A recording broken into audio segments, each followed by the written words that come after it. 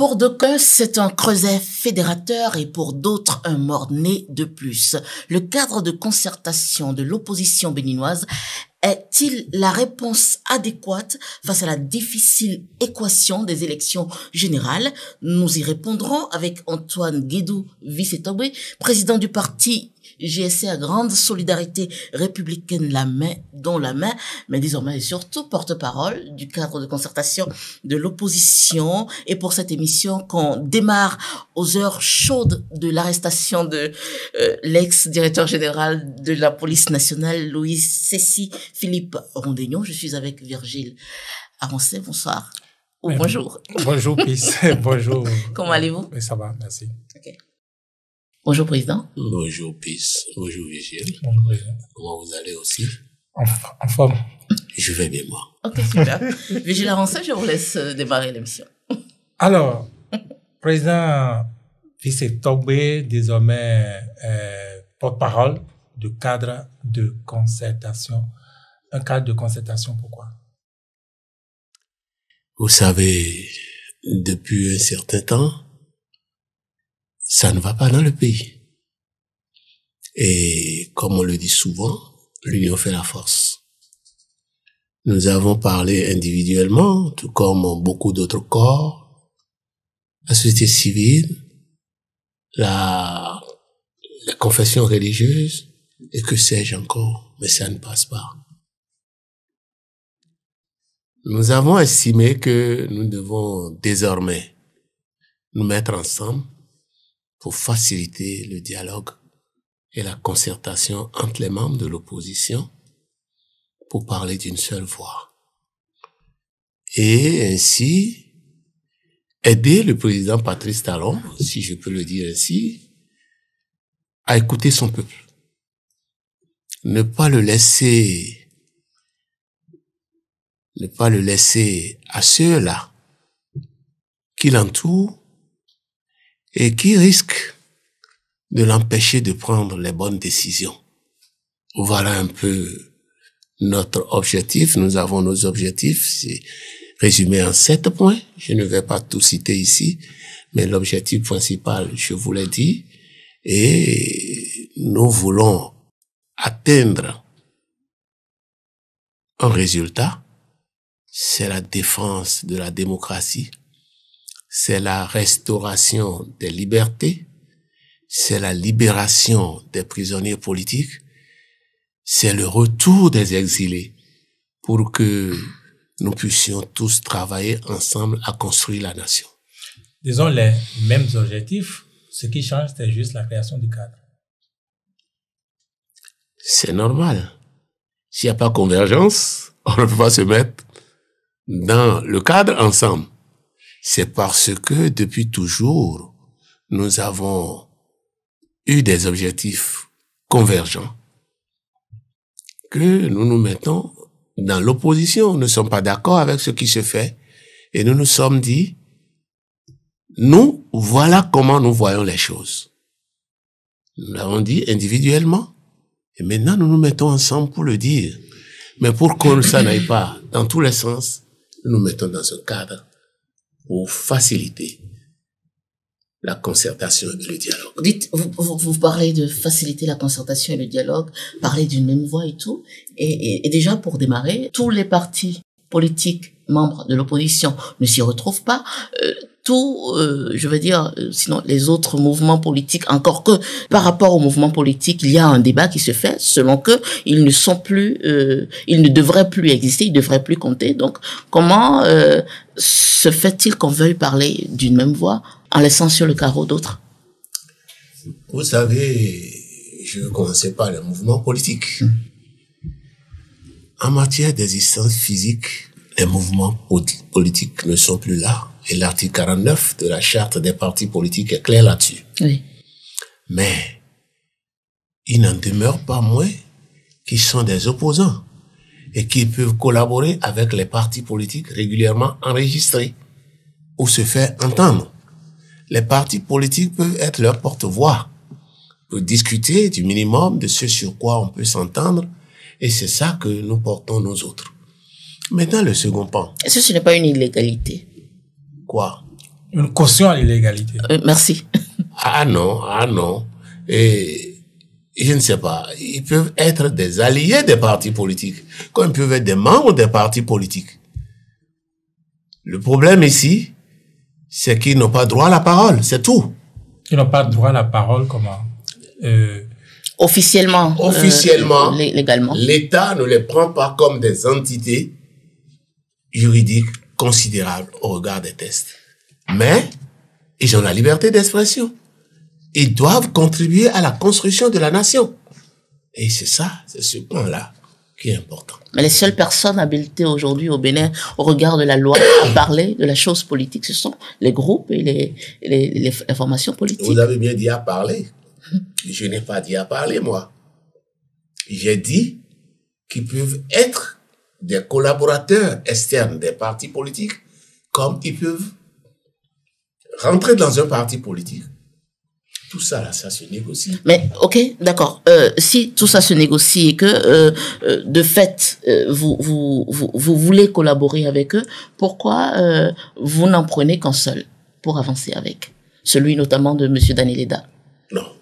Et est-ce qu'on vous a dit qu'on a rejeté les autres? Non. Chacun a son calendrier. Et nous ne prenons que ceux qui veulent pour le moment. Vous avez invité, par exemple, la génération Aïvo, vous avez invité le mouvement libéral, le libéral de Richard Boni-Ourou. Génération Aïvo était avec nous dès le départ. On échangeait. Mais lorsqu'on a voulu formaliser, ils ont estimé, la génération Aïvo a estimé que son chef est en prison et que ce statut-là ne lui permet pas de faire certaines choses pour le moment. Le statut de membre du cadre de concertation? Non, le statut que leur le prisonnier de leur leader actuellement. Et que eux, à côté, ils peuvent pas continuer. Et cette façon de faire qui paraît un peu une réjouissance. Donc, ils sont solidaires de ce qui est arrivé à leur patron. Nous aussi, nous sommes solidaires à ça, d'une certaine manière. Mais la nation ne va pas s'arrêter. Nous avons vu sous d'autres cieux. C'est parce que les gens ont beaucoup lutté que, sorti de prison, Mandela est devenu président. Donc, c'est eux qui ont refusé, et le mouvement de libéral. Je peux vous dire que c'est pour vous dire simplement qu'on a travaillé avec eux. Parce que vous comprenez que, en réalité, la génération, tous ceux qui sont aujourd'hui dans la concertation, la plupart, étaient membres du Front pour la restauration de la démocratie. Et on avait toujours travaillé avec la génération Aïvo. Maintenant, on a élargi. Et les objectifs ne sont plus forcément les mêmes aussi. Donc ça a changé de nous. Et sans que vous évitez ma question. Je n'évite pas votre question. Je dis que, étant des amis, vous savez... Vous ne fonctionnez qu'avec... Sa question, elle était quand même très précise. Pourquoi est-ce que vous n'avez pas associé le mouvement libéral de M. Boni-Richard Ourou? Vous essayez de répondre à toutes les autres, sauf à celle-là. C'est de ça qu'il parle, en fait. C'est de ça qu'il parle. Oui. Non, écoutez, quand vous voulez démarrer, vous ne démarrez pas avec tout le monde. Vous comprenez ce que je dis? Ceux qui ont entendu et qui veulent arriver vont arriver. Ah bon, donc c'est personne n'a rejeté personne. C'est un appel public que vous avez lancé pour inviter les autres? On n'a rejeté personne. Ça se fait. Mais qui savait que ce cadre de concertation était en train de se faire? Nous sommes en politique. Oui. Et vous savez que ces choses-là se font d'abord par affinité habituelle. On avait déjà commencé par travailler avec Génération Aïvo. On a commencé par travailler avec FCBE à Golden Slip. Et le cercle va s'élargir. On a consulté. On a envoyé des émissaires. Vous avez dit FCBE. Oui. Eux non plus, ils n'étaient pas là.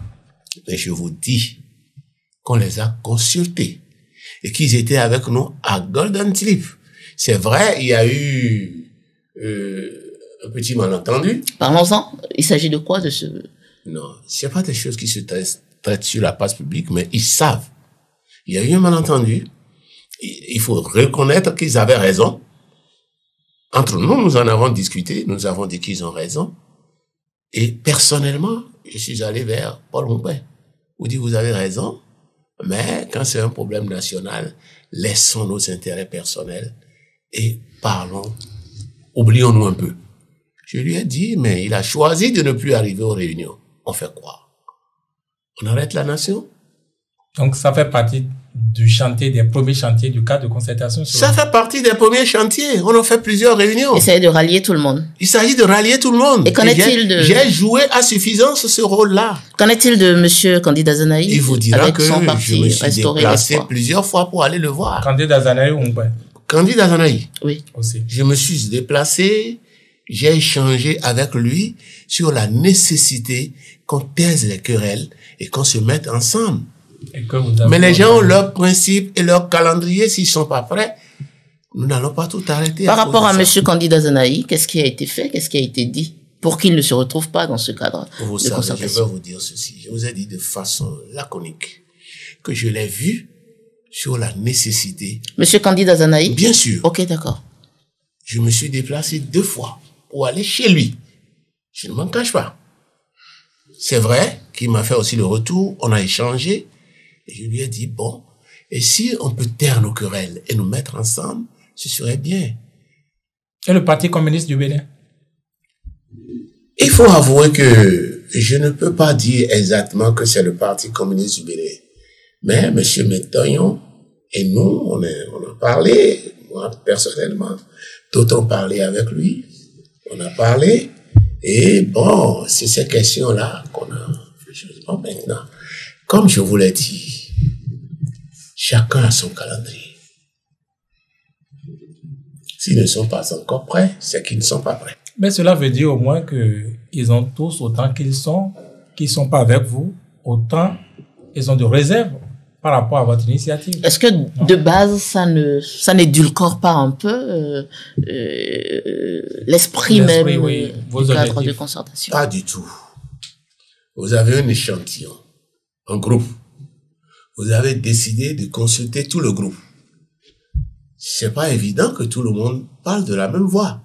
Mais ce qu'on considère, qu'est-ce qu'on a pu réaliser comme score? Est-ce que ça permet d'avancer? Si on était seulement 2, on n'aurait pas pu avancer. On aurait été plus réaliste. Si c'est pas le cas, et que c'est l'autre camp qui est minoritaire, on considère que ils ont un calendrier et que chemin faisant, bon, ils peuvent venir aussi, comme ils peuvent ne pas venir. Voilà ce que je peux vous dire. Alors, toujours sur le cadre de concertation, il y a les dirigeants. Dites-nous quels étaient les critères qui ont prévalu au choix des profils que nous avons eus pour les dirigeants du cadre de concertation.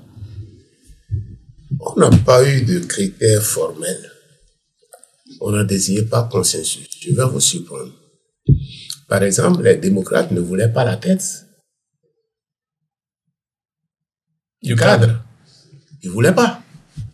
On a discuté durement. Et nous avons estimé que la tribune de l'Assemblée est une tribune assez forte et qu'on a besoin d'un relais là-bas pour porter nos voix. Mais vous n'avez personne, justement, membre de l'Assemblée nationale dans ce bureau? Non. Ne prenez pas les personnes physiques, prenez les entités. Vous avez compris? Monsieur Azatassou est bien des démocrates. C'est les entités que nous considérons. Donc, en voulant vous parler, je vous ai dit que les démocrates ne voulaient pas la tête. Mais est-ce que ce n'est peut-être pas évocateur de quelque chose? S'ils ne voulaient pas la tête, est-ce que ce n'était peut-être pas une fuite en avant parce qu'ils estimaient... Ils ont juste voulu faire des concessions. Parce qu'ils ont estimé que... Pour faire une fausse modestie, c'est ça? Non, pas du tout alors. Pas du tout. Ils ont estimé que pour des raisons de cohésion, ils sont déjà chefs de file de l'opposition et qu'on pourrait prendre sur une raison de plus. Légalement, c'est vous qui conduisez l'opposition. Mais ils ont quand même 2 dans le bureau, contrairement aux autres. Qu'est-ce que vous appelez 2 dans le bureau? Tchabi Aïe et Azatassou. Non, Tchabi Aïe a occupé un secrétariat. Il n'est pas membre du bureau? Disons Pas à titre délibératif. C'est-à-dire? Lorsque nous voulons prendre les décisions importantes, il sera pas là. Sa voix ne compte pas, sa voix compte comme démocrate. Donc mais nous avons vu que c'est un jeune dynamique permanent, en fait. On l'a appelé secrétaire exécutif. Si nous avons vu que c'est un jeune dynamique, quand on a commencé, tous les papiers, c'est lui, à lui on confiait, mais il a bien fait. Pourquoi voulez-vous qu'on laisse cette compétence-là? On l'a fait comme ça. C'est simplement dit, c'est le fils de l'autre. Hein. Vous savez, il n'y avait que lui pour occuper ce... Vous savez... Lui comme jeune dynamique... Bush a été président. Mais son fils l'a été aussi par la suite. Donc, sur la voie de Bush... Je veux vous dire simplement, ne considérez pas parce que son père a été président, il n'a plus droit à rien. Son père a été président, son père est président du parti, et finalement... Il est le représentant de son père, au fait. C'est ça? Non, pas du tout alors. Parce qu'en tant que jeune dynamique, il y en a plusieurs au sein des démocrates. Avant qu'il n'arrive dans la concertation, il était chargé des relations extérieures de leur parti. Bien sûr. Et il n'y a pas de lien. Alors, leur relation avec le cadre, ce n'est pas moins une relation extérieure. Bon. Ah, mais oui. En tout cas. C'est vous qui avez vu le jeune dynamique, très dévoué, il allait, venait au service. Parce qu'on l'a pratiqué. On l'a pratiqué. Bon, déjà moins jeune. Et vous avez dit, bon, vous pouvez occuper ce poste jeune. Vous êtes très dynamique. On n'a pas voulu remettre le poste à un chef de parti. Ok. Vous comprenez? Tous les chefs de parti sont vice-présidents. Oui, mais il y a d'autres jeunes dynamiques, monsieur Après ça, là, oui. Après avoir donné des responsabilités au chef de parti, on a quand même besoin d'un secrétaire exécutif. Mais il n'y avait pas que lui. C'est ce qu'on vous dit. Il a tellement de jeunes dynamiques au parti Les Démocrates. Au parti Les Démocrates. Vraiment, sinon ce serait dommage. Parce que monsieur occupe déjà les relations extérieures. Quand je ne vois pas, je n'y crois pas. Quand vous ne voyez pas quoi? C'est lui que nous avons vu à l'œuvre. Les démocrates ne nous ont pas proposé quelqu'un d'autre. C'est lui qui vous a mis à disposition. Dès le départ, il a travaillé avec nous. Il a été, disons, très efficace à la tâche. Pourquoi vous voulez qu'on aille chercher ailleurs si on a déjà ce qu'on veut? Donc, c'est pas les démocrates qui l'ont proposé? Pas du tout, alors. Pas du tout. Nous avons commencé, on n'a pas mis le cadre tout de suite. Il y a eu des travaux préparatoires. On a travaillé ensemble pour un certain nombre de choses. Dieu vous a dit depuis Golden Sleep, en passant par les marches des travailleurs, un certain nombre de choses, hein. Et sur tous les chantiers où on l'a mis, il a été efficace. Est-ce que son efficacité était liée au fait qu'il vous faisait le retour direct du chef de parti plutôt? Pas du tout. Il faisait les rapports à temps. Il préparait les convocations à temps. Et bon. Donc c'est pas parce qu'il facilitait les échanges avec M. Yaïbouni? Pas du tout, pas du tout. Les échanges avec M. Yaïbouni, nous le faisons directement. Les chefs de parti le font directement. Et pourquoi Boni Yayi, en tant que chef de parti, n'est pas dans le bureau comme tous les autres chefs de parti, membres du bureau? Non, écoutez, M. Boni Yayi a deux casquettes. Il est chef de parti, mais il est ancien président. Vous savez bien. Et si vous suivez un peu l'actualité, les rupturiers ont une haine viscérale quand ils entendent parler de Boni Yayi. Nous n'avons pas voulu leur donner l'occasion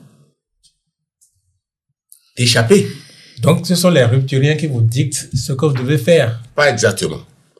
Vous savez, même dans votre maison, lorsque vous avez deux enfants et que il y a toujours un peu de bagarre entre les enfants, vous prenez les dispositions pour qu'il y ait un peu de distance entre eux et que ça n'arrive plus. On ne veut pas que les rupturiens se cachent derrière la personne Boni Yayi pour continuer ce qu'il faut. Parce que, vous le constatez bien, vous n'êtes pas nouveau, vous êtes dans la République. Et parce que hier, Boni Yayi a été président et le peuple a dit qu'on ne le renouvelle pas. Et l'association... Non, le peuple n'a pas dit ça. Il a fini cette demande. J'ai dit la succession. Ok, d'accord. Je n'ai pas dit Boni Yayi. Nuance, voilà. J'ai dit la succession. C'est bien lui qui a proposé Zissou. D'accord. Et le peuple a dit, mais qu'on ne prendra pas ces sous. Vous comprenez? Et comme ça s'est passé comme ça, aujourd'hui, pour la moindre chose, on dit, bon, il n'a pas été bon hier, il n'a pas été... J'ai eu l'occasion de dire à un des leurs un jour, une femme infidèle peut devenir fidèle. C'est-à-dire? Une femme infidèle. Okay. Peut devenir fidèle. Oui. C'est pas parce qu'il est mauvais hier qu'il sera toujours mauvais. Surtout que, pour ce qui me concerne et la plupart des Béninois, lorsqu'on fait une analyse dynamique, lorsqu'on compare ce qui s'est passé en son temps à ce qui se passe aujourd'hui, c'est le jour et la lune. Hein. Peut-être. Et la nuit, je veux dire. Monsieur Antoine Guédou, vous avez parlé tout à l'heure de jeunes dynamiques et ça m'a piqué au vif parce que lorsqu'on a entendu parler du cadre, on s'attendait à ce que les jeunes soient mis en avant. Finalement, on se retrouve avec un cadre avec à la tête Monsieur Eugène Azatassou d'un certain âge, vous en deuxième position, Monsieur Tébé, après, c'est bien après que viennent Monsieur Apollinaire Avognon, Monsieur Tchabiyayi et tout. Pourquoi, je veux dire, ce mépris encore entre griffes pour la jeunesse? Pourquoi pour dynamiser les choses comme vous dites, vous ne mettez pas les jeunes en avant? Si vous voulez, les teneurs de canne, ces jeunes. Si vous voulez l'amener, vous l'appeler mépris, bon, je vous en laisse entière la responsabilité. Mais sachez que nous n'allons pas entretenir le conflit de génération. Okay. Nous voulons juste que les plus expérimentés, je ne veux pas dire les plus âgés, les plus expérimentés prennent le reste par la main. Et nous l'avons d'ailleurs dit au cours de nos discussions, et leur passe le flambeau. Vous comprenez ce que je dis? Et vous savez aussi, c'est ici que vous raisonnez comme ça. Dans certains pays qui aspirent à la même chose que nous, c'est-à-dire le développement, quand on dit tel est à ce poste-là, c'est en fonction de son parcours. C'est en fonction de son CV. Si vous avez 2 CV, vous appréciez. Et vous voyez, bon, qu'est-ce qu'on peut mettre là? Je vous donne des exemples. Hein. Vous prenez un jeune. D'accord, monsieur, la base de quels critères? Vous allez livrer la jeunesse que le président Patrice Talon, à cause de son pouvoir, va détruire très rapidement. Vous pensez que le président Patrice Talon ne peut pas en finir en une bouchée avec les plus expérimentés? Ah non, il faut connaître d'abord ce qui se passe aujourd'hui dans le pays. Quand vous êtes à un poste, même lorsque vous n'avez pas fait, on dit vous avez fait. Nous avons besoin de protéger nos cadres aussi. Mais vous pensez que depuis 2016, vous inquiétez, d'un certain âge là, vous inquiétez Patrice Talon, vous avez pu faire quelque chose? Non, c'est pas qu'on l'inquiète, mais il ne nous inquiète pas non plus. Mais vous n'avez rien fait. Et vous pensez qu'il inquiète plutôt les jeunes, c'est ça? Ah, mais écoute, faites attention à ce que vous dites. Je vous ai dit, nous avons envie de protéger nos cadres, et je m'en arrête là. D'accord? L'autre chose, sur la crédibilité des hommes qui se retrouvent à la tête de ce cadre-là, ou sur la moralité de ces hommes-là, les débats vont bon train. C'est vrai que l'opposition ou les leaders de l'opposition sont accusés de tout et de rien. On a ouï dire que monsieur Apollinaire Avognon a été démarché entre-temps par les gens de la rupture. Monsieur Expérience TB a été éclaboussé de plein pied après les législatives de 2023. Finalement, est-ce que tout ça mélangé, ça ne vous a pas amené également à les distancer un peu du poste de responsabilité du cadre? Non, ce n'est pas ça. Okay. En réalité, vous savez, le problème de monsieur Tébé, il y a un pan qui dérive d'une ancienne collaboration qui peut être aussi, je ne sais pas moi, pas tout à fait vrai. Ça, il y a un pan, un autre qui dérive de sa vie privée. Est-ce que nous allons mettre ça là pour parler de la nation? Tout le problème est là. Mettons chacun à l'expérience. Travaillons avec chacun. Ce que nous avons vécu nous-mêmes C'est ça que nous allons considérer. Mais ce cadre, normalement, Vigile, je ne sais pas, ce n'est plus un outil à expérimenter. C'est une arme, normalement, pour 2026. Je comprends plus. On n'a pas dit qu'on veut expérimenter. Non, c'est ce que vous avez dit. Quand vous voyez la coordination du cadre, oui. Vous avez vu 5 personnes. Vous ne citez que 2. Est-ce que ça suffit pour tout arrêter?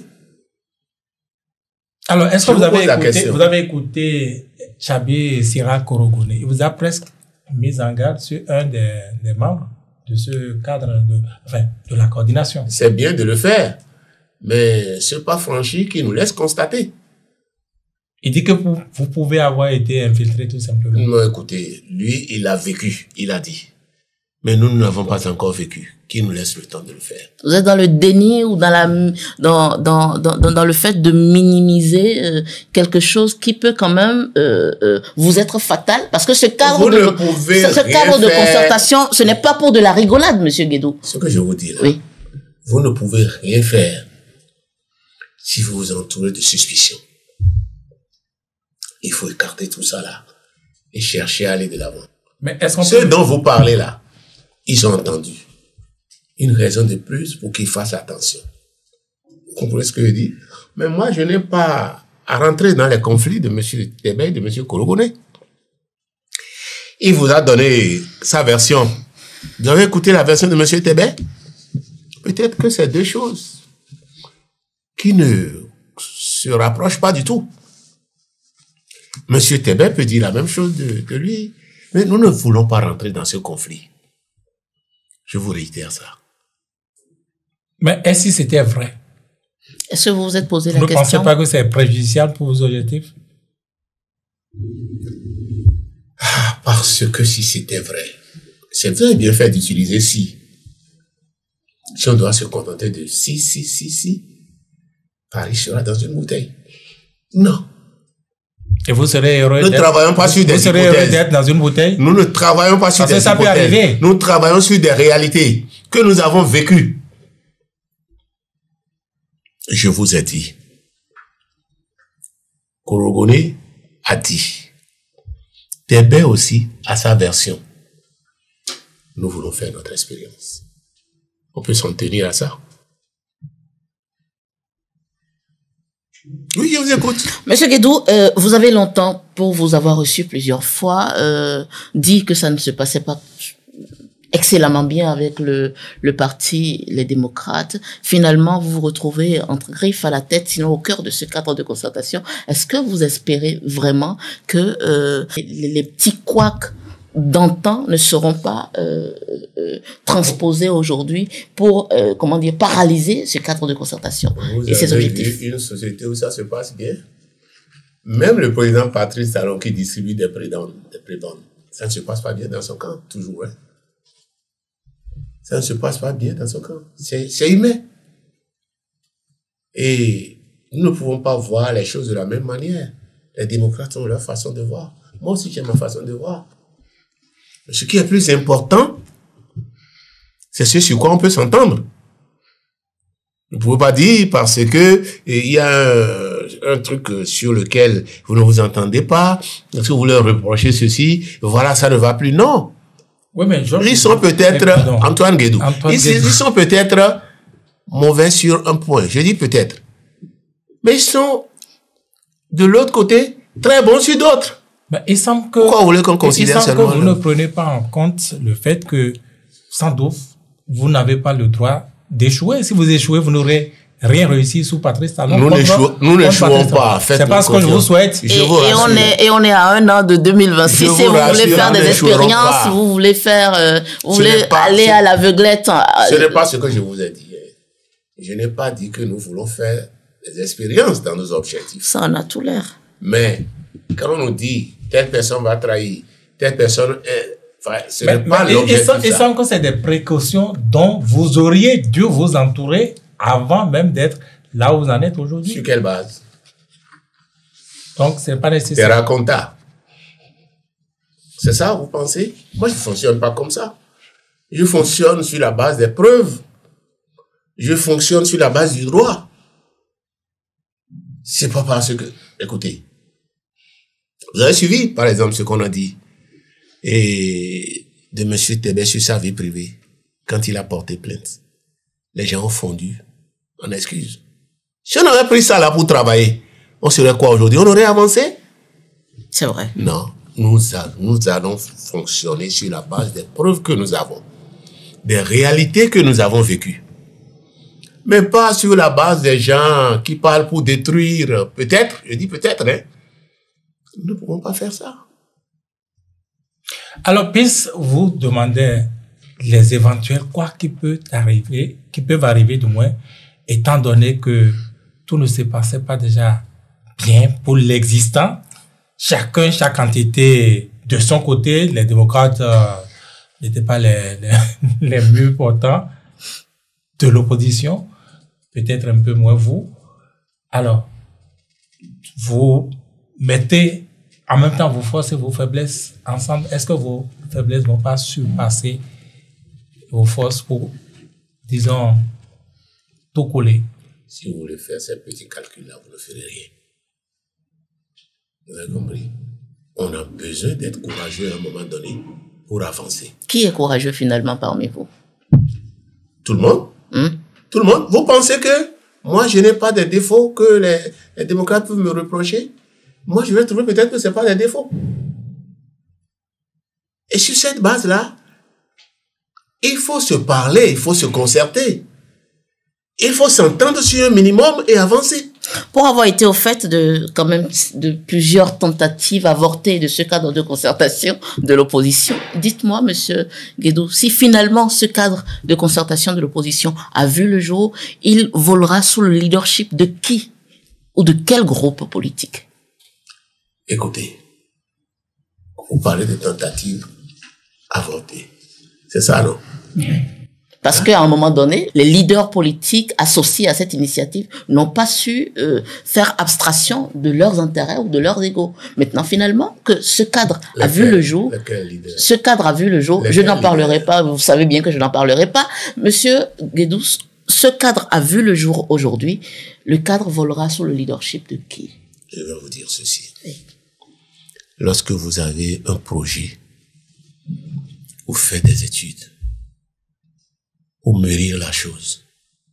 Si faire ça, c'est faire économie d'adhésion, bon, d'accord. Mais pourquoi voulez-vous que de grandes personnes, lorsque nous voulons mettre en place un outil aussi important, que tout de go, tout le monde accepte? Non, il faut poser les préalables, discuter. D'ailleurs, la première ligne de nos objectifs, oui, c'est privilégier la concertation et le dialogue. C'est ce que nous avons fait avant et c'est ce que nous ferons pendant. Dialogue entre vous ou avec le pouvoir? Non, écoutez. Vous voulez que je vous lise ça? Non. Vous avez dit, déjà entre nous. Déjà entre nous, on a bien dit faciliter le dialogue et la concertation entre les différentes composantes de l'opposition. Vous avez mieux compris? Je vous lis exactement ce qui est écrit. Dit maintenant. Déjà entre nous, mais au-delà de nous, puisqu'il s'agit d'un problème de la nation, nous devons aussi privilégier le dialogue avec ceux qui ont la gouverne du pays. Mais c'est là, s'ils ne veulent pas dialoguer, que chacun campera sur sa position. Alors, si vous permettez, c'est quoi l'agenda? Ah, c'était ma question. Voilà. Oui, c'est quoi l'agenda du cadre?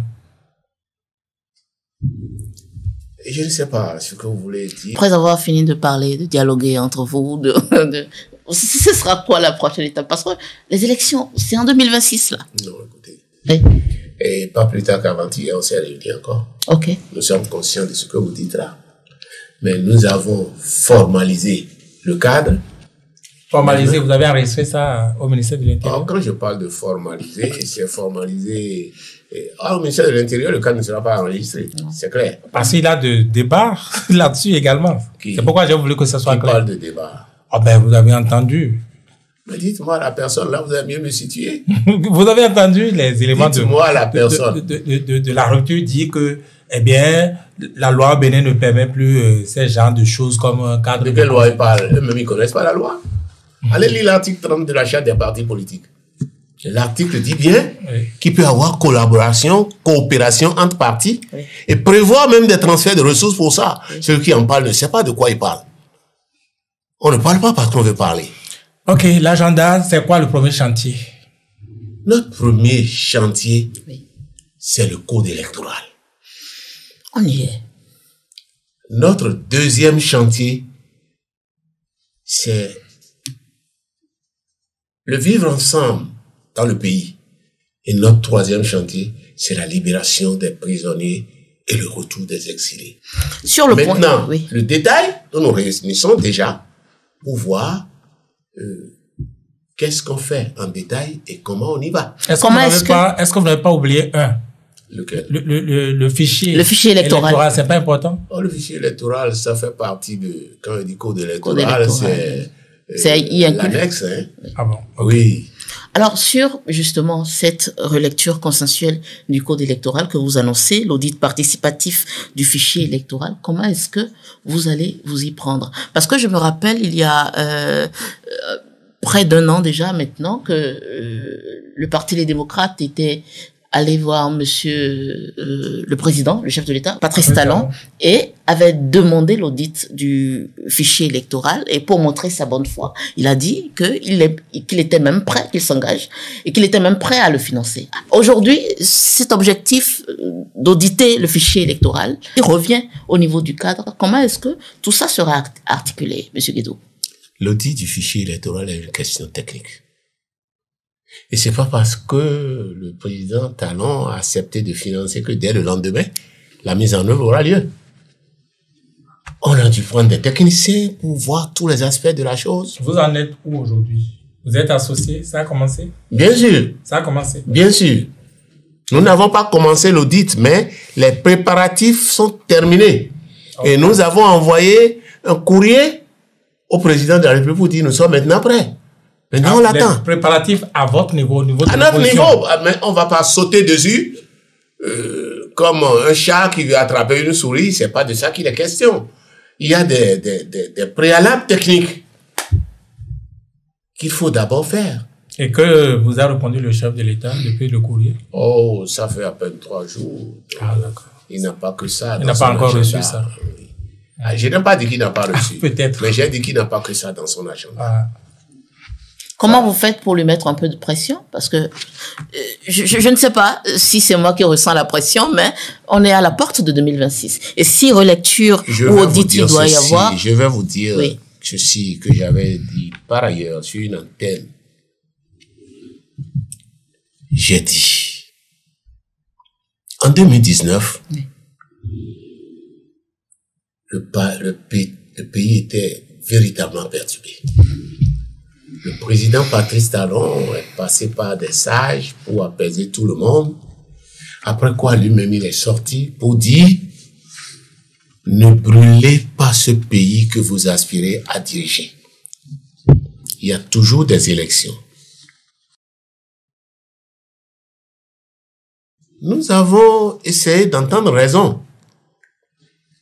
Et ce que je voudrais dire à votre micro aujourd'hui, c'est que nous voulons espérer que le président Patrice Talon sera dans la même prédisposition,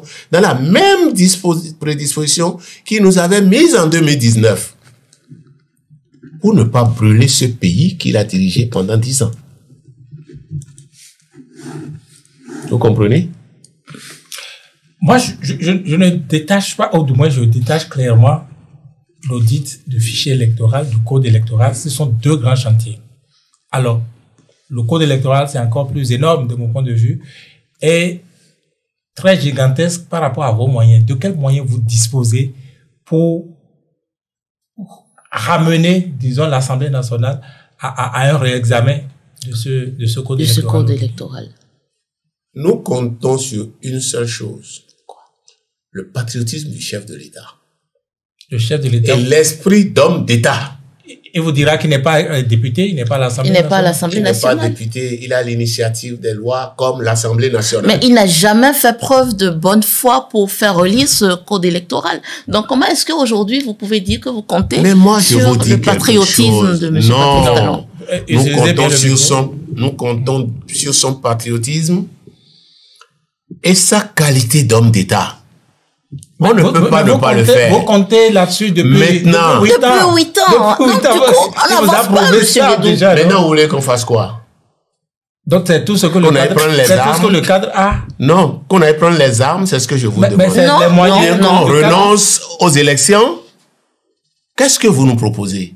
Mais c'est pas à nous de proposer. Est-ce que vous démarchez, par exemple, les autres députés de la mouvance pour les convaincre de l'opportunité ou, si on doit parler patriotisme? Tu ne peux démarcher aucun député. Si tu démarches Patrice Talon, c'est encore mieux pour toi. Tu vas les démarcher en gros. C'est lui. C'est lui seul qui a la direction. C'est que vous parlez comme si vous n'êtes pas dans le pays. C'est lui et lui seul. Alors, donc... Finalement, vous n'avez rien? Non, attendez, s'il vous plaît. On n'a rien comment. Dès lors que vous êtes minoritaire, vous savez bien que vous n'avez rien. Mais ce que nous avons aujourd'hui, nous avons la minorité de blocage. Et nous sommes persuadés que le président Patrice Talon ne peut pas aller au 3e mandat tant que cette minorité n'est pas levée. Bon, disons peut-être que ça, c'est acquis. Encore que vous nous... Disons que c'est acquis, n'est-ce pas? Mais alors, par rapport au code électoral, c'est tout ce dont vous disposez, la bonne volonté, la bonne le foi patriotisme, du chef de l'État, alors, sa dimension d'homme d'État. Je vais vous dire ceci. Parce que ça, vous l'avez expérimenté comme nous parlons de la nation. Oui. S'il vous plaît. Oui. La nation, c'est à nous tous. Et là-dessus, ne nous demandez pas d'aller, je ne sais pas, faire de l'illégalité. Non, en dehors de l'illégalité, quels sont les moyens de pression dont vous disposez? Nous avons déjà mis un cadre. Vous suivez? Vous allez voir les jours à venir ce qu'on peut faire. Vous voulez que je vous dise ici tout ce que nous avons prévu? Et sans que quand mais vous avant, entend... nous, la société civile en a parlé. Vous ne nous rassurez pas quand on vous entend, en fait. Vous voulez quoi? Vous comptez sur la bonne foi du chef de l'État et la volonté du bon Dieu. C'est très léger, monsieur Guédou. Je vais vous rassurer en disant, s'il n'avance pas, nous allons le tirer. C'est ça ce que vous voulez que je vous dise? Non, non, loin de nous, cette idée. Vous me faites rire. Il a ses prérogatives qu'il faut respecter. Maintenant, s'il ne veut pas avancer, chacun restera campé sur sa position. Mais on connaît votre position, on connaît sa position. Ce n'est pas bon pour la nation. C'est pourquoi j'ai dit, nous espérons qu'il sera dans la même prédisposition qu'il nous a conseillé en 2019. Monsieur Antoine Guédou Bissé-Togbé, vous avez fait l'expérience des élections législatives de 2019, soldées par un parlement dont vous connaissez la couleur, tout le monde connaît la couleur. Donc, Patrice Talon ne s'embarrasse pas que vous soyez là, que vous comptez ou que vous ne comptez pas. Vous le savez, non? Et quand vous revenez dans cette même posture, il y a un problème, monsieur Guédou. Vous savez, oui. C'est vrai, on avait eu un parlement qui a donné ce que ça a donné. On a participé à une élection où on a eu des résultats qui ne sont pas du tout à la hauteur de nos attentes. Mais nous avons tiré les leçons nécessaires. Et ne me demandez pas de venir vous étaler sur un plateau les dispositions que nous allons prendre. Vous dites que vous allez camper sur vos positions. Je dis, Patrice Talon s'en fout de vos positions. Ça va se solder par un parlement monocolore encore une fois. Nos positions, c'est que nous ne laissons pas passer ce que lui veut. Cette fois-ci, vous ne laisserez pas passer. Nous ne laissons pas passer ce qu'il veut. Mais vous avez toujours dit ça. La classe politique opposée à M. Patrice Talon, sinon à la gouvernance de M. Patrice Talon depuis 2016, a suffisamment montré ses limites. Est-ce qu'aujourd'hui, au-delà d'expérimenter la classe politique, le cadre de concertation se positionne de telle enseigne que il va pouvoir ratisser l'âge et associer d'autres acteurs, peut-être ceux de la société civile, pour se faire davantage entendre? Parce que si vous me dites que, M. Guédou, que vous comptez sur la bonne foi ou sur le patriotisme, c'est très léger.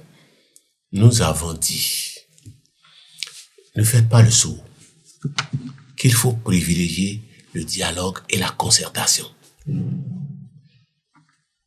Et ce qui est dedans, nous le savons bien. C'est pas sur un plateau que je viendrai vous dérouler nos stratégies. Non. Soyons d'accord sur le principe. Nous disons, nos principes, ce que nous voulons faire, nous savons. Voilà ce que nous voulons faire. Maintenant, les moyens pour y aller, c'est autre chose. C'est d'aventure les députés de la mouvance ne cédaient pas sur la relecture du code électoral. Qu'allez-vous faire? Que va faire le cadre? Vous pensez qu'eux, ils peuvent avoir les 20% dont ils parlent là? Par circonscription électorale? Mais restez, vous allez voir. Quelqu'un parmi eux ils ne peuvent pas avoir dans toutes les circonscriptions électorales. Quelqu'un parmi eux, notamment Monsieur Orden Aladati, a déjà dit que si aucun parti n'a les 20%, que les élections seront reprises. Donc, est-ce que déjà vous cautionnez les élections seront reprises pendant combien de temps et par qui? C'est là toute la question. Et c'est pas prévu dans le code, d'ailleurs. Oui, c'est pas prévu dans le code.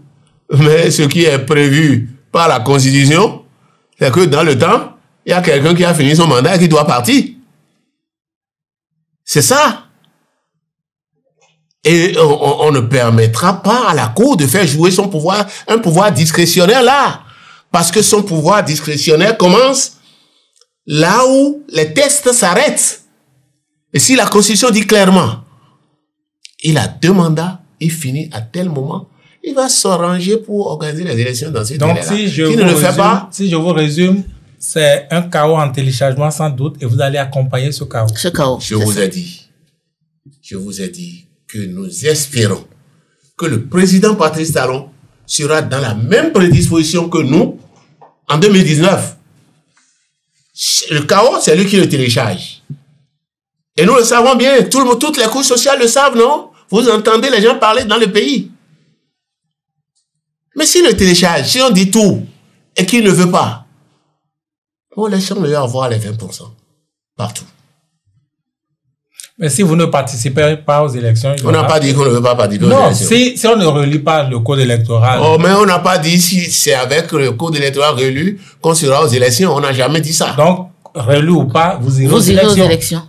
Je vous rassure qu'il n'y aura pas de politique de chaise vide. Nous allons expérimenter ce qu'il dit là et il verra les résultats. Maintenant, qu'allons-nous faire des résultats? C'est là le vrai problème. Parce que, vous savez, on fera les législatives, on va donner les résultats pratiquement à 3 mois de sa sortie. S'il pense qu'avant de sortir, il peut organiser encore rapidement une autre élection, on va le voir faire. C'est lui qui télécharge le chaos. Vous savez,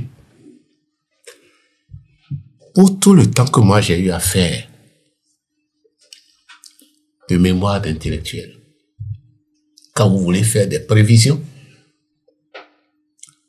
vous prenez comme base les résultats, les statistiques du passé.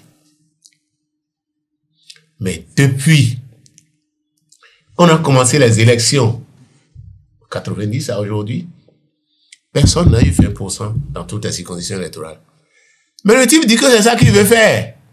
J'ai même dit sur une radio, votre papa est malade, vous allez voir un charlatan, un guérisseur, et il vous dit, bon, je vais vous faire un ingrédient, et il va guérir. Mais ce que vous allez chercher pour m'accompagner, c'est une cuisse de poisson. Or, il sait bien que le poisson n'a pas de cuisse. On laisse le faire. S'il veut tuer la nation, on lui laisse entière la responsabilité. J'aimerais quand même vous poser la question de savoir, aujourd'hui, à l'observation, finalement, que sont les forces du cadre de concertation et quelles sont ses faiblesses? Vous savez, le cadre de concertation, quand vous voyez les entités qui le composent, chacun a ses forces sur le terrain. Les faiblesses, on les prend de façon isolée. Ils ne sont pas forts partout. Mais quand on se met ensemble, nous ne croyons pas que la mouvance puisse avoir 20% partout et que nous n'ayons pas. Vous comprenez bien ce que je dis? Oui. L'autre faiblesse qui peut arriver, c'est la division. C'est la division. Mais vous voyez bien qu'ils le font, ils ne réussissent pas encore. Nous résisterons. C'est tout ce que je peux vous dire. Alors, Antoine Guédou Visitogbe, vous êtes au Bénin, vous avez su comme tout le monde que désormais Louis-Philippe Oundéyon est déposé en prison après toutes les péripéties que vous avez sans doute suivies également. Qu'est-ce que cela du moins vous inspire tout cela? Vous savez, si j'étais à la place du pouvoir, je n'allais pas faire ça. En ce moment où, bon, tout le monde pense qu'il y a trop d'arrestations. Vous êtes franc, vous êtes honnête sur ce que vous dites, M. Guédou? Si j'étais à sa place, je n'allais pas faire ça. C'est pas tout le temps qu'on frappe les enfants. Parfois, on donne des conseils. Et c'est pas parce que vous avez une arme que vous allez obligatoirement l'utiliser. Vous comprenez? Et nous devons éviter de tomber dans les pièges du pouvoir. Là, vous vous adressez à Oundéyon? Je m'adresse au peuple en général. Et je voudrais dire ceci au passage. Le pouvoir a intérêt à faire ça. Pourquoi? Parce que quand on arrête un général, c'est un gros morceau pour vendre la peur au peuple. Je vais simplement appeler les populations à ne pas avoir peur. Je vais simplement leur demander de ne pas tomber dans le piège du pouvoir. Voilà ce que je peux vous dire. Quant à ce qu'on reproche à Oundéyon, bon, on verra. Nous sommes dans un système contradictoire. Il va apporter sa défense. Les autres vont pas, on va voir. On laisse la justice. Est-ce que des sujets comme celui-là peuvent être objet d'agenda ou d'activité du cadre de concertation? Du cadre de concertation.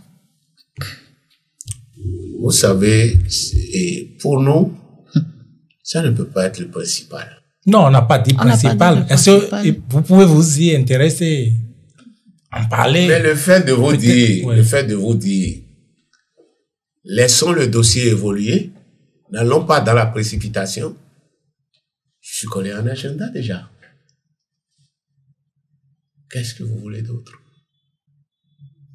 On vient de l'arrêter, on l'a déposé en prison, ils ont dit qu'il y aura un procès en bonne et due forme. Oui. Tenons-nous à ça. Mais on a les chefs d'accusation, déjà. Incitation à la rébellion, harcèlement par voie électronique. Est-ce que c'est que vous avez peur aussi d'aborder le sujet ou... On n'aborde pas de façon hâtive un dossier qui est en justice. Vous avez compris? Il faut connaître les éléments. Il a des avocats. Nous resterons en concertation avec ces avocats pour voir l'évolution du dossier. Nous allons aussi discuter entre nous. Au moment venu, nous aviserons. Pour le moment, nous n'allons pas tomber comme un chat sur une souris pour dire voilà, non. Oui, mais pas tomber dans avant la case prison, vous avez suivi les péripéties. Est-ce qu'il méritait d'être arrêté, Louis-Philippe Oundéyon? Ce n'est pas une question de mériter ou de ne pas mériter. Quand le régime Talon veut vous arrêter, il vous arrête. Mais c'est seulement la justice qui va nous dire il ne mérite pas. Et nous allons voir par rapport aux éléments de droit qu'on nous a présentés si c'est fondé. Mais pour l'instant, la justice l'a mise en prison et la justice n'a pas dit retourner le dormir chez lui. Il y a quoi à faire d'autre? C'est un juge qui décide de le relaxer, de le poser sur convocation ou de le déposer en prison. C'est pas nous.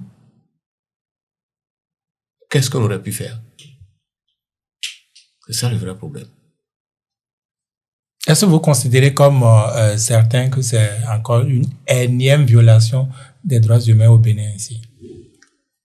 Et là où on peut parler en fait de droits humains, c'est la procédure qu'on reproche au gouvernement.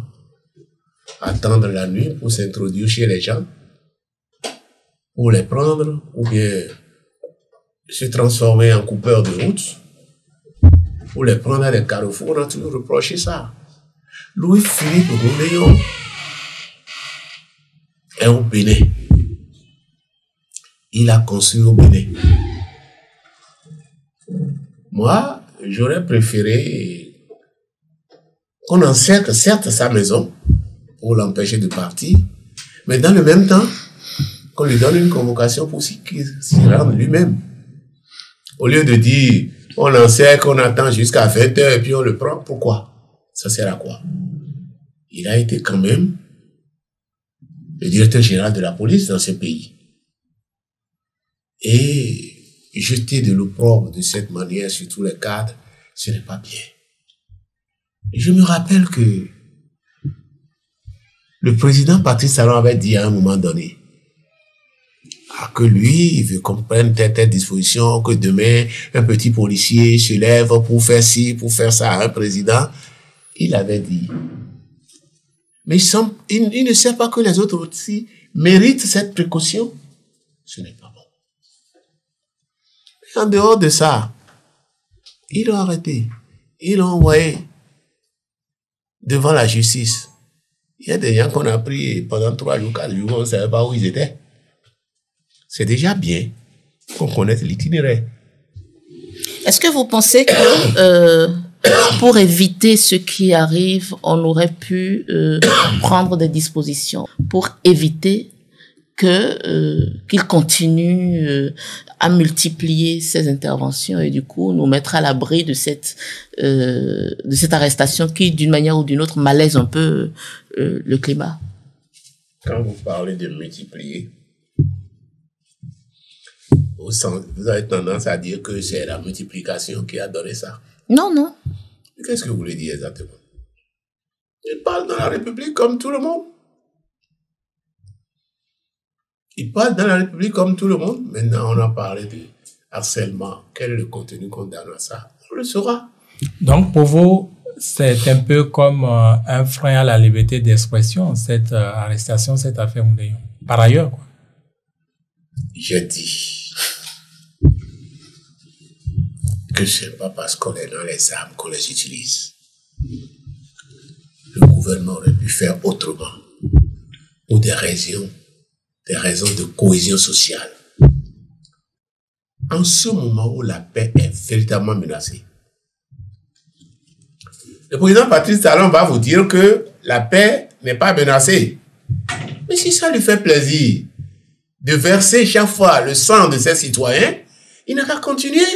Vous voulez quoi? Je crois qu'on est dans la dernière ligne droite de cette émission, Monsieur Antoine Guédou. Rapidement, pour revenir sur un de vos objectifs, le retour des exilés.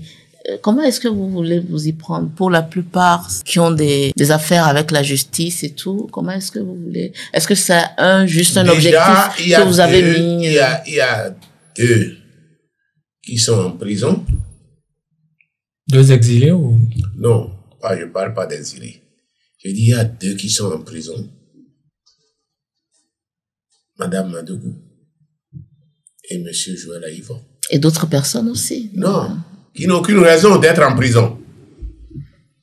Parce que le groupe de travail de l'ONU a demandé de les libérer.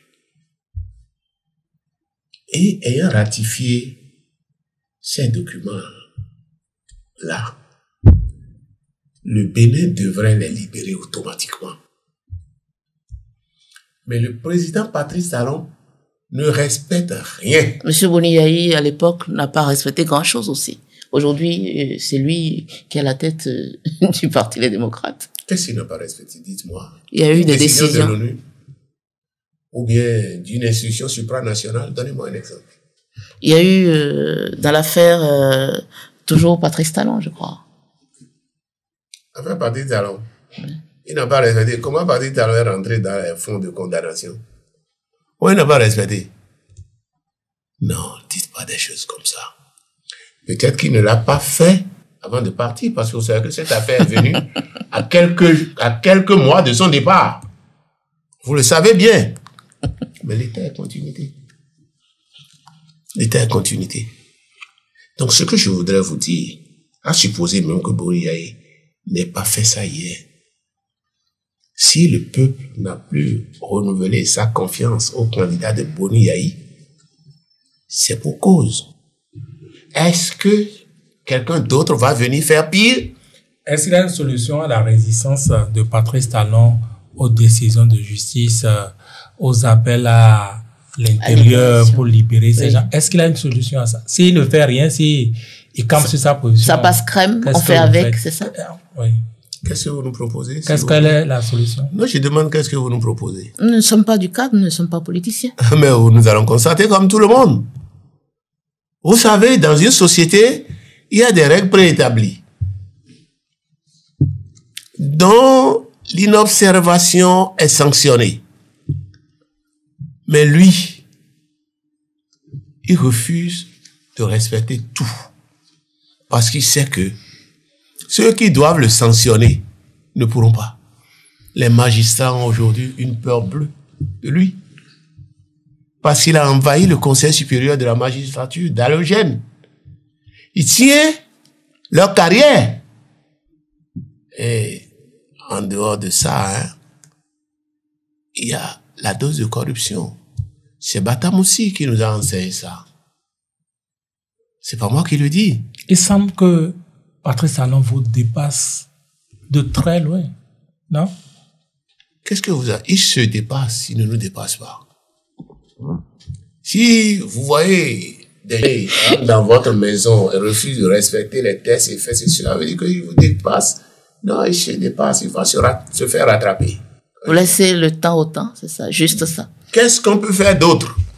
À moins de vouloir menacer gravement la paix. Non. Mais pour le moment, on n'en est pas là. L'autre... Il faut privilégier la négociation. Et tout le monde verra que c'est lui qui est l'entrave à la paix. Monsieur Antoine Guédou Vissetogbe, vous avez eu quelques, je vais dire, soucis avec la Sénat qui... Aujourd'hui, où en êtes-vous? Parce que finalement, encore dans le cadre... Le parti GSR. Le parti GSR est dedans, le parti Nouvelle Force Nationale aussi est dedans. Est-ce que le cadre ne part pas déjà avec 2 pieds cassés? Vous savez, je vais vous dire, hein, cette affaire de la Sénat, là, c'est fait à dessein. Ah oui? Comment? Ah oui, c'est fait à dessein. Et je voudrais, parce que quand les gens font bien, il faut le dire, hein, je voudrais remercier le président de la Sénat pour avoir repris le travail qui a été mal fait. Ah d'accord, ça a été repris. Oui, ça a été repris. La Sénat est passée dans nos sièges. Parce qu'elle a dit que vous n'avez pas de Qu'on n'a pas de siège du tout. On vous a vu nulle part. Maintenant, elle est passée dans nos sièges. C'est moi-même qui les ai reçus au siège national. Je les ai envoyés vers les collaborateurs pour les recevoir au siège départemental du Zou et au siège départemental du Littoral. Et je leur ai indiqué qu'il y avait le siège départemental du Borgou, le siège départemental des Collines, le siège départemental de l'Atlantique, qui sont déjà là physiquement, mais qui sont en voie d'être fonctionnels. Parce que pour des gens qui n'ont pas le financement public, ce n'est pas facile. Pourtant, la loi prévoit que vous avez des sièges dans tous ces départements. Mais la loi ne nous dit pas, la loi ne nous enferme pas dans un délai. Vous comprenez? Ah oui, la loi ne nous enferme pas dans un délai. Et ce qu'on doit faire, lorsqu'on n'a pas de siège, la loi l'a encore dit. C'est l'article 30 de la charte des partis politiques. Il dit, vous n'aurez pas le financement public. Et ça, on nous l'applique déjà. Il ne peut pas avoir cumul de peine. Ce n'est pas bien. Et finalement... Mais ce que je vous ai dit, ce n'est pas là le problème. Mais le fait que la Sénat ait dit qu'on n'a pas du tout de siège, c'est là la gravité. Et je vous ai dit... C'était une intrigue politique? C'était une intrigue politique. Parce que le lynchage médiatique était trop fort. Et quand je les ai reçus au siège, j'ai eu la chance d'avoir encore dans la délégation le rapporteur de la Sénat, la dame qui a semé la confusion. Et quand ils sont venus, je suis sorti de ma résidence pour aller les rencontrer. Et déjà, devant, je leur ai montré la plaque. J'ai dit, vous voyez, une plaque qui s'étend sur plus de 4,50 mètres.